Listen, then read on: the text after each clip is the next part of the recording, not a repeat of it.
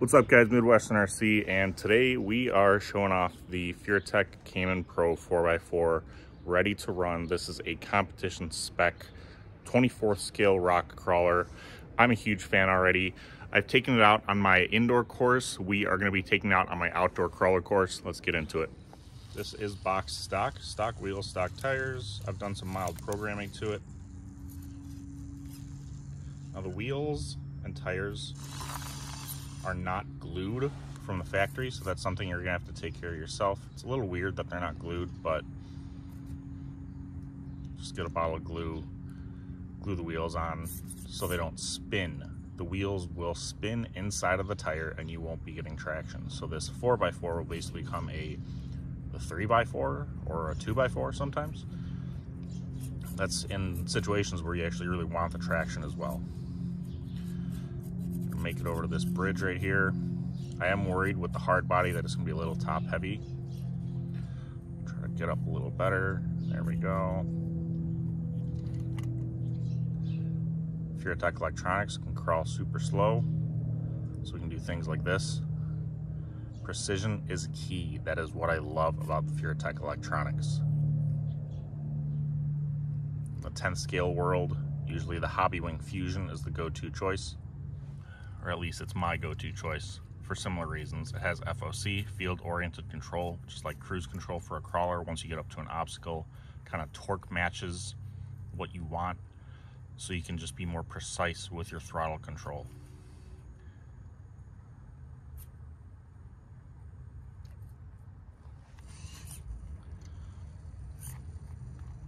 Being able to tune the throttle as well is something really nice about this car and all the electronics that FureTech has.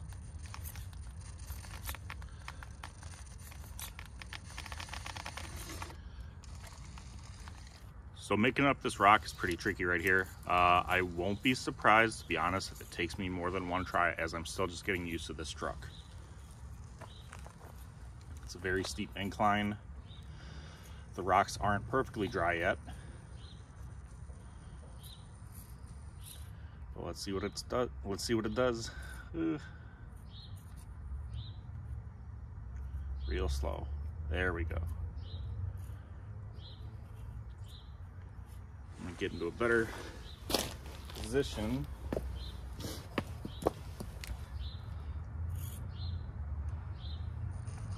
Let me know in the comments below. Do you guys do that too? Do you have to like switch your position often with crawling so you can see just the obstacles better and where you're trying to go and crawl?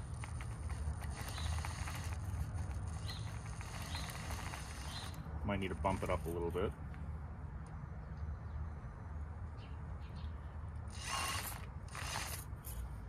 I think this is where a better tire would come in handy. We're actually caught on the back left. Try to drive around it.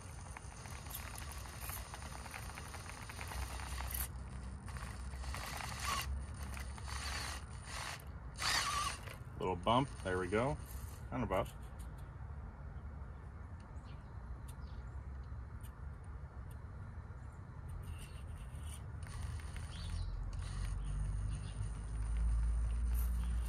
Again, I will be surprised if this thing can do it first try, just because I'm still getting used to the car. I'm trying not to speak so I can actually just focus on the line.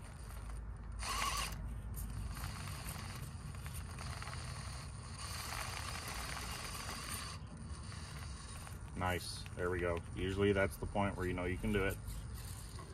All right, so we did the incline pretty good. Coming down on the decline, another really hard line just because this massive step down right here. Nice and slow precision is what helps with declines like this. With this FureTech setup, you can just go so slow. Kind of wiggle the servo around.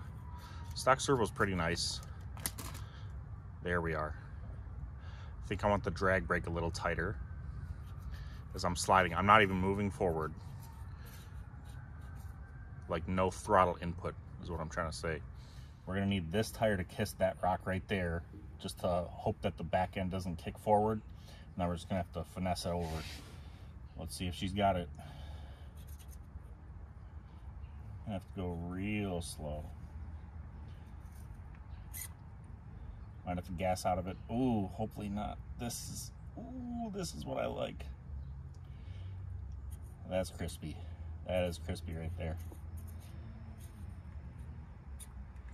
And again, these stock tires, you know, they really aren't that bad.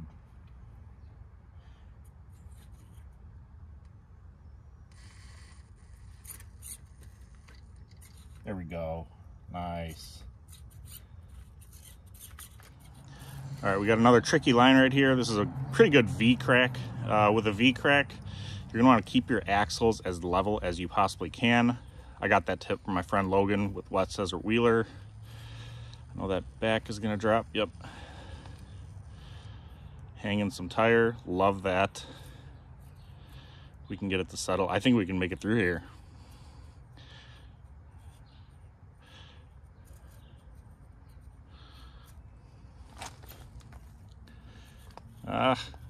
Let's try to turn out. Nope.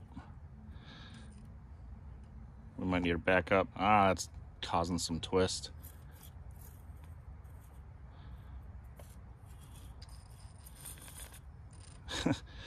Does this count?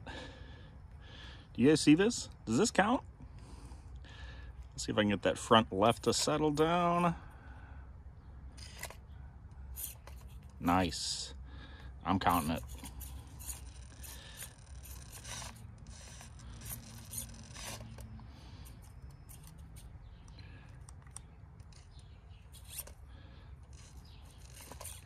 Actually ran out of servo right there, but I think the stock one you can actually run at 6.5 volts.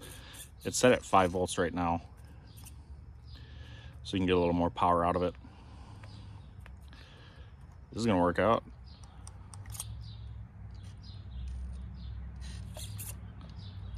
Is it?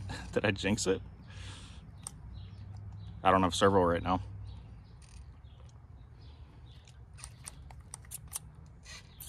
There we go. All right, so for side hill test, we go around, right through here, right down there. That's my side hill test. If this thing can pass the side hill test, I'll be very pleased.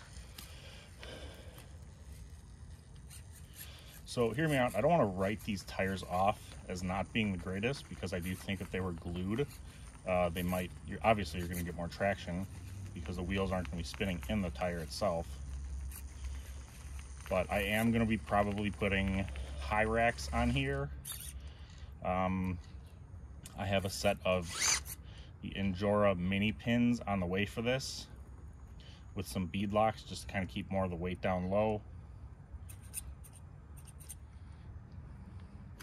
So I will be testing different tires and just figuring out which one works the best for this car. A lot of people don't like the mini pins from Injora just because they don't look scale. I understand that logic, but if they perform good, that is what I like watching and looking at, you know.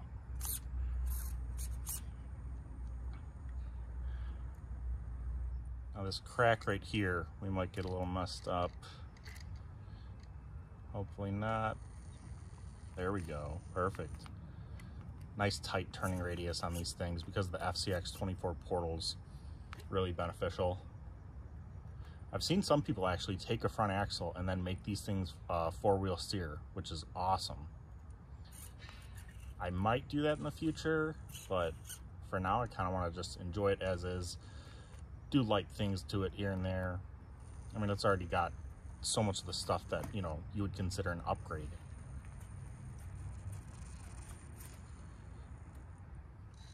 All right, this is a pretty aggressive side hill right here. See how she does. I will try to get it at the maximum angle for side hill.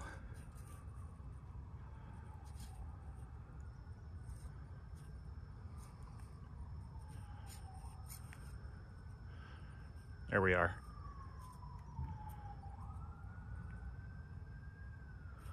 Loving how slow you can crawl with this thing. Again, Furetex electronics are amazing.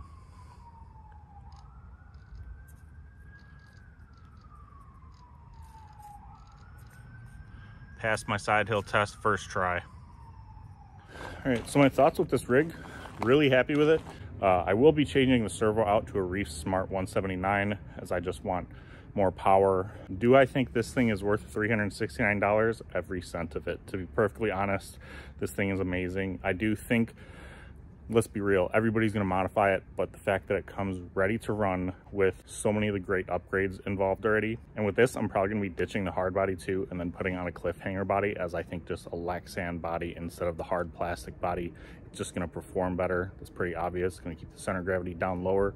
After I put the different wheels on too, and the competition tires, the mini pins, really excited to see what this thing does. And I just want to enjoy it, and that's why I got it. So